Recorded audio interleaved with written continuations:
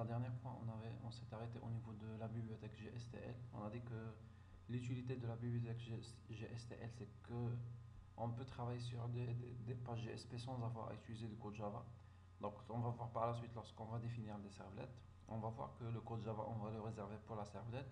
Mais si jamais dans un cas de figure, on a besoin de faire des traitements au niveau de la page GSP, donc dans ce cas, il faut utiliser plutôt des balises GSTL. Comme ça, on aurait juste des balises au niveau de la page GSP. Alors qu'au niveau de la servlette ou bien le contrôleur, c'est là qu'on va utiliser le code Java. Donc on avait déjà parlé de la STL. Donc on avait vu le premier cas de la librairie core. Donc on a dit que la librairie core, il permet de faire des opérations d'entrée-sortie, de déclaration de variables, de manipulation de chaînes de caractères. Donc tout ça on l'a vu. Donc on a dit qu'il y a la méthode set qui permet de définir une variable. Remove c'est pour supprimer cette variable, chose qu'on ne peut pas faire avec le Java. Autre chose qu'on ne peut pas faire avec le Java, c'est de définir la portée d'une variable. Donc on a dit que la portée d'une variable, ça peut être sur la session, ça peut être sur toute l'application, comme ça peut être juste sur la page. Donc il y a aussi l'affichage avec core 2.out. Par la suite, il y a le if-else. Il y a le choose when otherwise. Donc on a dit que c'est l'équivalent de switch case, sauf que dans le cas de switch case de Java, donc on ne peut faire que des opérations ou bien des tests d'égalité. Alors que dans le cas de choose when otherwise, donc on peut faire n'importe quel test. Donc il suffit de mettre test dollar et les accolades. On a dit que c'est un langage qui est propre à la page GSP. Donc c'est le langage d'expression EL. Donc à l'intérieur des accolades, donc on peut faire n'importe quel test. C'est pas la même chose qu'au niveau de Java dans lequel on ne peut mettre que des tests de comparaison. Donc on a vu déjà les tests, on a vu le for each, for token. Donc for token c'est la méthode dont on avait besoin pour itération des portions de chaîne de caractères découpées par des délimiteurs. Donc pour voir l'utilité de ça, donc on s'est arrêté au niveau de cet exercice là. Donc on a dit qu'il y aurait deux formulaires, ou il y a deux pages GSP. La première devrait contenir le formulaire avec deux champs de saisie pour entrer le nom, le prénom, choisir les villes qui ont été visitées. Donc c'est une liste à choix multiples. Mais si jamais les villes qu'on a encore visitées ne sont pas sur la liste, donc on va les saisir en utilisant un séparateur. Maintenant, l'action de ce formulaire-là, donc c'est une deuxième page traitement.gsp. Donc le but de cette page, c'est de prendre le nom et le concaténer avec le prénom qu'on croit c'est le nom complet. Maintenant, pour les villes, on va essayer de les extraire à la fois de la liste déroulante, plutôt de la liste à choix multiples. Donc on peut choisir plusieurs valeurs, donc il faut récupérer toutes ces valeurs et les concaténer avec les valeurs qui ont été saisies, c'est-à-dire les villes qui ont été saisies avec la virgule comme étant le séparateur. Donc ça permet de fusionner les deux informations sans avoir une différence entre les deux. Ça veut dire si on va cocher, on va choisir FES, par la suite dans le champ de saisie on va écrire Meknes, Ifrance et Sawira. Donc à la suite, dans la deuxième page, on va retrouver la concaténation les de toutes les chaînes de caractères sans avoir à distinguer entre ceux qui ont été choisis sur la liste déroulante et ceux qui ont été saisis par l'utilisateur en spécifiant que le délimiteur c'est la virgule.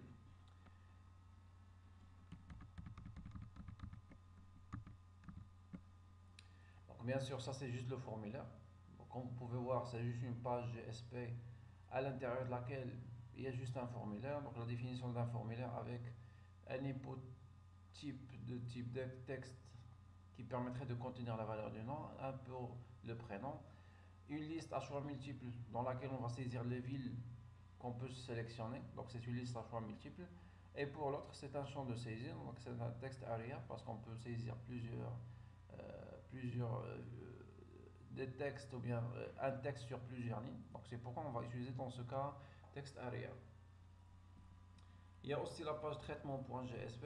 Donc, qu'est-ce qu'on va retrouver dans la page traitement.gsp? Donc, c'est là qu'on va afficher.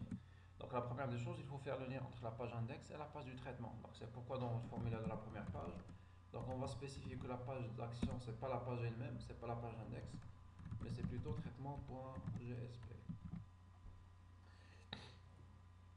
Maintenant, qu'est-ce qu'on va faire au niveau de la page traitement?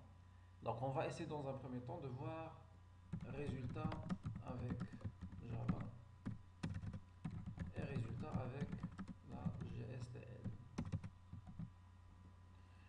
Maintenant au niveau de Java, donc si on a besoin de travailler avec du Java, donc on va faire On va ouvrir les scriptlets de Java. Et là, on est à l'intérieur en train de travailler avec du code Java. Alors que la page GSTL, on ne va utiliser, donc si on va utiliser le GSTL, on ne va utiliser que des balises. On n'a pas besoin d'un langage Java. Maintenant, si on veut faire la même chose avec du Java, donc la première des choses, on a dit qu'il faudrait afficher les chaînes de caractères, votre nom complet, récupérer ces deux valeurs. Donc si on veut le faire, donc c'est simple, donc il faut juste afficher. Donc lorsqu'on est du côté de Java et on veut afficher, donc on a dit que c'est out print. Donc print, ln, ça n'a pas il n'y a pas de différence. Donc votre nom complet est. Donc comment on va faire pour récupérer la valeur du nom? Donc c'est request.get paramètre et on va spécifier son nom. On avait dit que c'était nom. Qu'on va concaténer avec le prénom.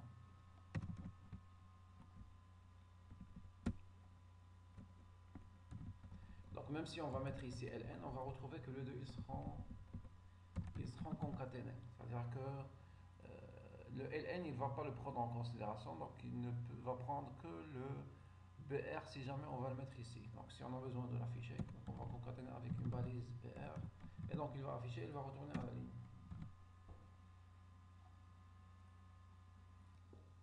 Maintenant, pour récupérer la liste des villes qui ont été choisies sur la liste à choix multiple, donc on ne va plus utiliser request.getParameter, mais là il faut plutôt utiliser la méthode getParameterValues. Donc comme vous pouvez voir, on va spécifier le nom de la liste et il va retourner un tableau de chaîne de caractères. Donc le nom de la liste, on l'avait appelé liste V. Et bien sûr, il faudrait le stocker dans un tableau de chaîne de caractères. C'est pourquoi on va déclarer un tableau qu'on va appeler VS qui va contenir la liste des villes qui ont été choisies. Maintenant pour afficher, donc ça revient juste à, bon, soit on va utiliser une boucle, sinon on peut même utiliser une boucle générique. Donc ça c'est parmi les particularités de langage Java. Donc on peut utiliser une boucle générique, on définit une variable, on définit une collection, ça veut dire à chaque itération la variable va prendre un élément de la collection. Par exemple il va prendre, si on avait choisi 3 villes, donc il va prendre dans un premier temps VS0, VS1, VS2 et à chaque fois donc on va exécuter l'instruction qui est à l'intérieur du for. Donc par exemple on va juste afficher et on va concaténer avec un espace de telle sorte à afficher la liste des villes. Donc on va essayer de tester.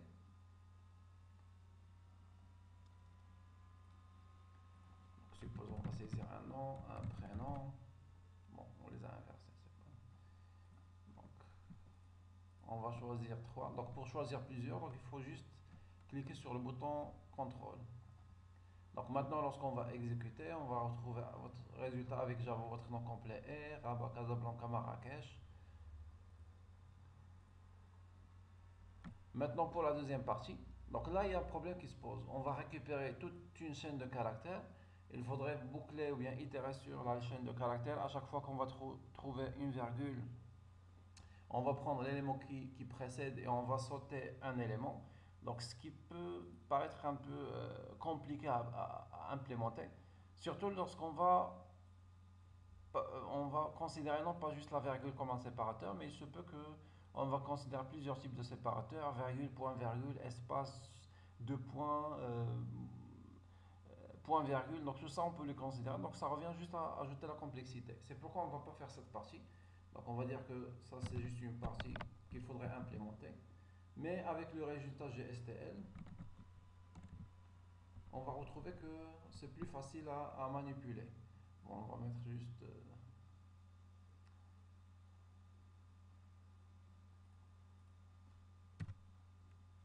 Bon, de toute façon, on va pas... Donc, ce qui nous intéresse, c'est la partie résultat avec la GSTL. Maintenant, si on désire afficher, donc la première des choses, avant même de travailler avec la bibliothèque GSTL, donc il faudrait déclarer le tag lib qu'on va utiliser. Donc, c'est pourquoi on va définir le tag lib. Donc, on doit définir son URI. C'est comme un identifiant qui est sous forme d'un lien web. Par exemple, on va utiliser la GSTL Core, donc on va la choisir sur l'ensemble des URI qui sont disponibles. Bon, pour le préfixe, on a le choix entre C ou bien utiliser toute la chaîne de caractères CORE. Bon, pour ne pas répéter plusieurs fois corps, donc on va mettre le C de telle sorte à travailler juste avec le préfixe C. Maintenant, lorsqu'on va revenir, on va essayer d'afficher avec la bibliothèque GSTL. Donc, on va directement afficher à travers. Donc, on met juste ces deux points et on a accès à tous les tags qui sont définis dans la bibliothèque core. Par exemple, dans ce cas, on cherche à afficher. Donc, pour afficher, on a dit que c'est la bibliothèque ou bien c'est la fonction out. Donc, pour out, on cherche à afficher, donc il faut spécifier une valeur. Si c'était une valeur qui est statique, donc on pouvait mettre du texte. Mais là, ce n'est pas une valeur statique, mais c'est une variable. C'est pourquoi il faut solliciter cette fois-ci l'expression EL, à l'intérieur de laquelle donc on va solliciter param.nom. Donc là, ça permettrait d'afficher le paramètre, le nom saisi. Donc on va afficher. Donc l'avantage, c'est qu'on n'a pas besoin de mettre des h println, afficher l'HTML, on est à l'extérieur et le Java à l'intérieur. Donc on est dans un langage de balisage, on peut combiner le HTML avec la GSTL, les bibliothèques, les éléments de la bibliothèque GSTL. Par exemple, on peut écrire le nom CZ ou bien le nom complet. Et, par exemple, si on veut tout mettre en gras, donc il suffit de le délimiter avec la balise de mise en forme, le B. C'est-à-dire que lorsqu'on va essayer d'exécuter, on va voir qu'il va prendre tous les résultats, à la fois celui qui est exécuté avec le HTML ainsi que celui qui est exécuté avec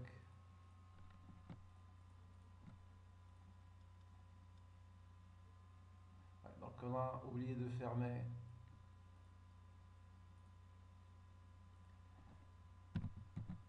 on va la fermer ici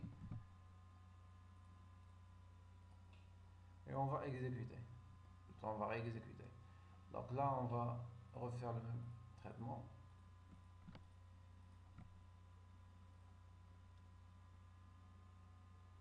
Bon, là il n'a rien affiché, donc dans ce cas il n'a rien affiché, ça veut dire qu'il y avait un problème dans la récupération du nom. Donc on ne l'a pas appelé nom, mais plutôt on l'avait appelé tnom. Donc c'est pourquoi on va mettre le T et on va essayer de réexécuter.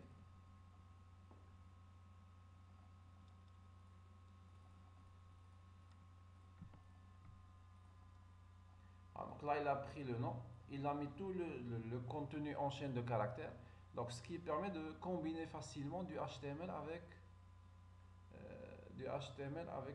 les balises de la GSTL. Bon, c'est le même principe qu'on va faire pour le prénom.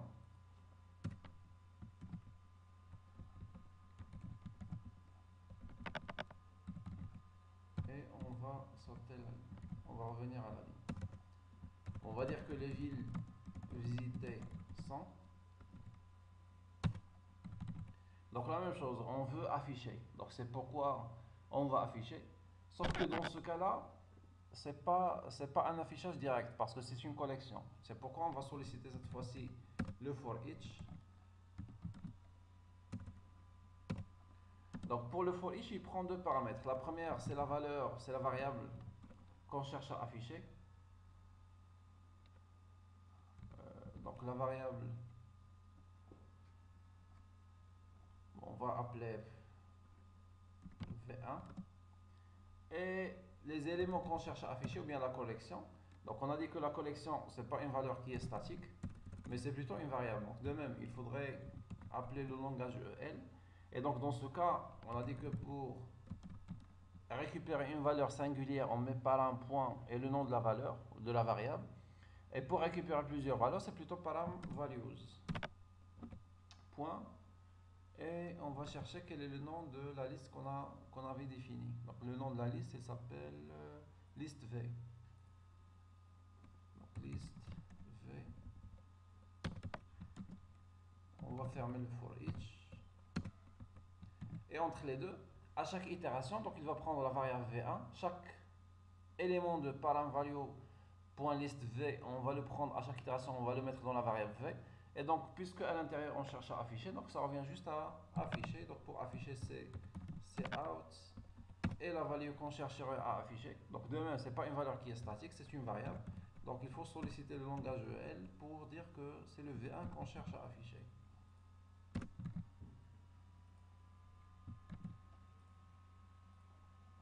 fermer aussi la valise out. Et on va essayer de réexécuter.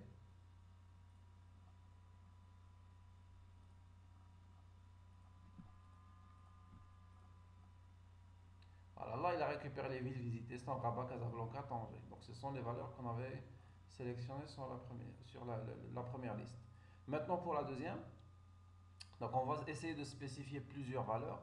On va essayer de récupérer le texte, mais le texte il faudrait le manipuler, il faudrait extraire les variables en spécifiant quels sont les séparateurs entre les différentes valeurs. Donc par la suite, on ne va rien faire entre les deux. Donc on va directement passer à la deuxième étape. Donc on a dit que le for token, donc c'est donc on a dit que le for token, la syntaxe, c'est qu'on met toute la chaîne de caractères, on met quels sont les délimiteurs, et à chaque itération, la variable qu'on va définir, ça c'est juste un nom de variable, il va prendre un élément de la phrase. Par exemple, item est égal à bonjour tout le monde, délimiteur c'est espace, donc à chaque itération, la variable qui s'appelle myToken, donc il va prendre bonjour, dans la deuxième itération, il va prendre tout, dans la troisième, il va prendre le, dans la quatrième, il va prendre le monde. Donc on va refaire la même chose, sauf qu'on va juste prendre le séparateur, on va dire que c'est la virgule, et à chaque fois on va prendre un élément et on va juste l'afficher. Donc c'est pourquoi on va solliciter la méthode forToken. Donc de même, la première des choses, il faut définir quelle est la variable qu'on va utiliser. Donc le nom de la variable, on va dire que c'est V2, c'est la deuxième étape, c'est la deuxième liste. Les éléments qu'on cherchera à afficher de même, c'est pas une valeur directe, mais c'est une valeur qu'on va récupérer à travers l'élément param. Je pense qu'on l'avait appelé liste V2. Donc, je vais essayer de voir. Voilà, donc c'est liste V2. On va essayer d'extraire cette chaîne de caractères.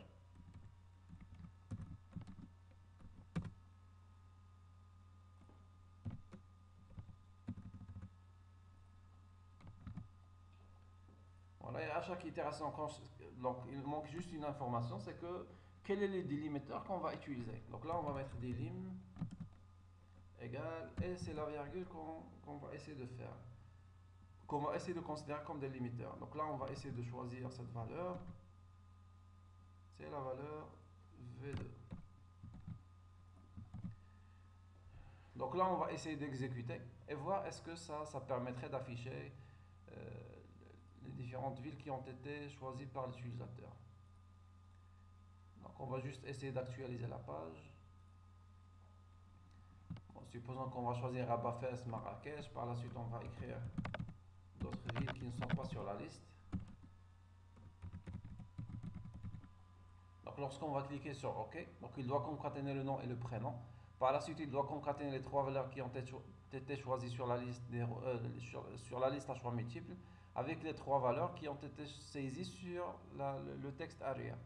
Donc lorsqu'on va exécuter, donc il va récupérer Fès, Rabat Fès, donc ça c'est juste par rapport au codage, donc il a l'accent, il a changé le E accent avec ce paramètre, donc Marrakech, et par la suite on retrouve les villes qui ont été choisies par l'utilisateur, ou bien plutôt qui ont été saisies. Ça c'est ce qui a été choisi sur la liste déroulante, et ça c'est ce qui a été choisi ou bien saisi par l'utilisateur. Donc ça c'est juste pour dire que l'utilité de la GSTL, si on essaie de le comparer avec la partie Java, c'est que le résultat avec la GSTL, premièrement, ça permet toujours de rester dans la philosophie d'une page GSP qui doit contenir, ou bien la majorité doit contenir majoritairement des balises. Et la deuxième des choses, donc il y a des fonctions prédéfinies, par exemple dans le cas de forToken, du côté de Java, il a fallu implémenter tout ce traitement, alors que du côté de la bibliothèque GSTL, donc c'est tout un traitement qui est prédéfini, donc on peut juste utiliser et sans avoir à le réimplémenter. Supposons que le délimitaire, c'était pas juste la virgule.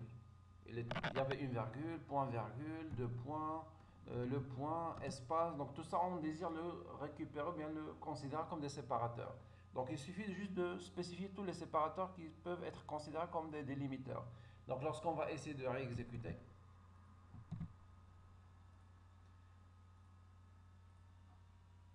supposons qu'on a choisi Casablanca Tanger, là on va saisir d'autres villes.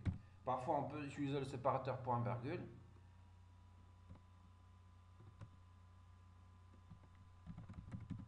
Parfois, on va utiliser deux points. Parfois, on peut même